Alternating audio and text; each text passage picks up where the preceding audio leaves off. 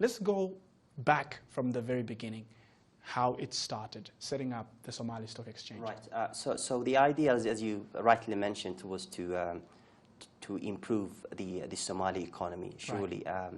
And we have traded our first share in September 2015. Mm-hmm. So we are still at the very early stages of the business, if you put it this way, less than 3 years, all in all. And so things have been slightly slower than we anticipated, and simply it is also to do with really us being careful about the way we go about this. What we mainly focusing on at the moment, or we have been focusing in the past couple of years, is to ensure that we have we set up the right foundations for the exchange. Once we get to a level where we are comfortable to accommodate large companies in the country and so on, it will be easier for us to scale things up, progress as quicker as we wish to. Have you been able to persuade local companies to come into the bourses? So at the moment we have 3 companies listed from various industries. So we have a logistics company, commodity company, and a technology company, mainly a distributor. The largest, the thriving sectors in Somalia, if I just mention quickly, would be finance, right, telecommunications, right. Infrastructure is also picking booming, up right, quite a lot, because a lot of people are coming back home, investing back home now that the country is relatively stable, is getting better by the day, by the year. So we have a lot of infrastructure going on at the same time. So that created a number of local construction companies who are playing big part, right, in the sector. We haven't had any of those on board yet. Mm-hmm. It's simply because, well, they're doing well as they are. Right. I don't know if you know the history about Somalia. If I can just touch based on it quite quickly. Go right ahead. So we've been trading shares for a very long time. I would say over 100 years. But the way it's done is simply, I would say it's informal.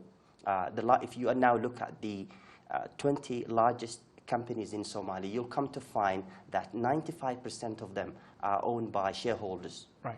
Although they go by the name of the founder or the founding members of the company. Right. Now they're doing well as they are because they're getting a lot of investment from Somalis, from the Somali diaspora, and the way they do it is simply by introducing.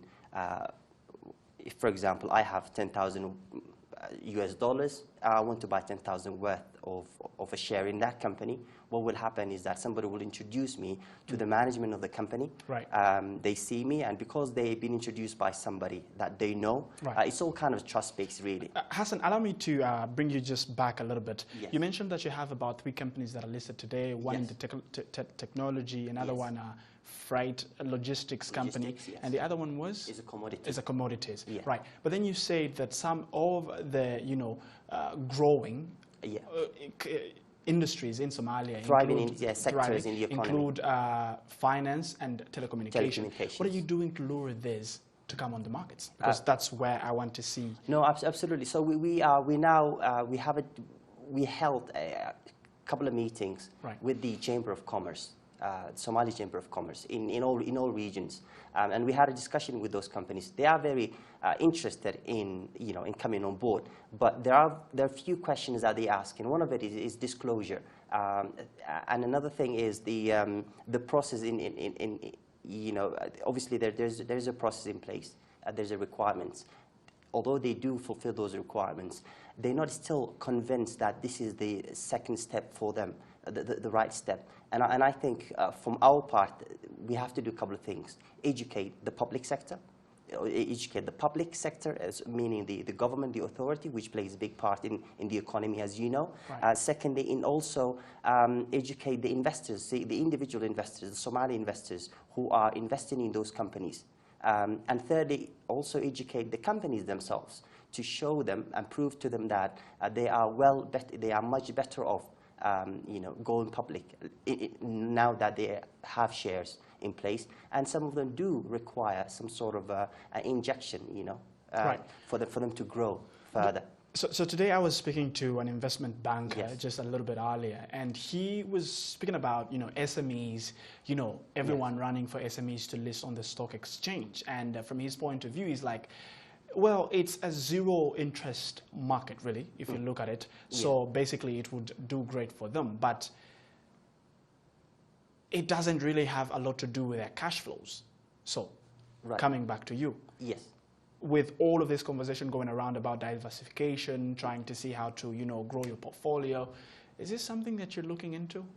Well, ultimately, yes, because as you've heard, a number of the panelists at the summit today were talking about how can they attract SMEs, and it is simply because we are relatively small economies. If you look at the, individually in all the East African countries, they are relatively small economies.